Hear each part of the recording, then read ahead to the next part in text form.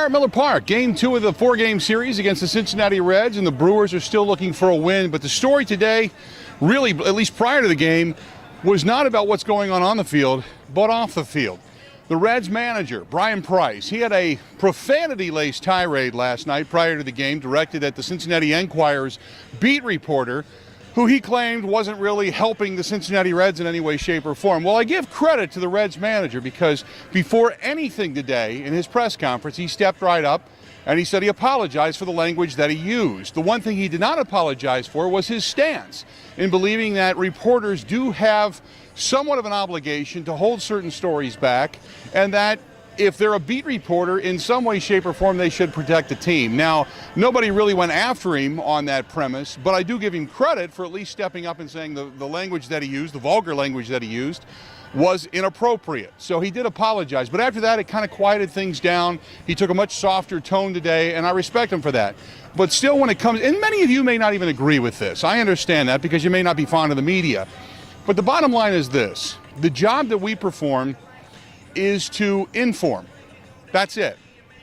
I mean, as a talk show host, you give an opinion, you expound upon it, you take calls, and you take a stance. Pro, con, whatever it happens to be. Whatever your impassioned stance is, you take that stance. People either agree with, disagree with, or are neutral on the opinion, and that's what makes a talk show. As far as a beat reporter goes, your job is to gather information, present it to the public because they can't get enough, whether it's the Cincinnati Reds, the Green Bay Packers, the Milwaukee Brewers, the Milwaukee Bucks, the Wisconsin Badgers, basketball, football team, whatever. That's your job. And I also find it quite hypocritical that many of you get upset when the media does their job and, well, you can't stand the messenger. You hate the message, but you want to blow away the messenger. But God forbid anything go wrong in your life, and the first people you want to call is the media so you can shout it from the rooftops that you've been screwed by somebody. I hope this at least sets the parameters for any head coach, any manager, any general manager, any team in general, so everybody has re-examined the values when it comes to reporting sports the way it is. Let me remind you, for all that this is, for the billions of dollars that are spent on arenas, on teams, hot dogs, beers, sodas, fans, seats, events, whatever it may be, in the grand scheme of things, the sun's going to come up tomorrow. You know why? It's entertainment.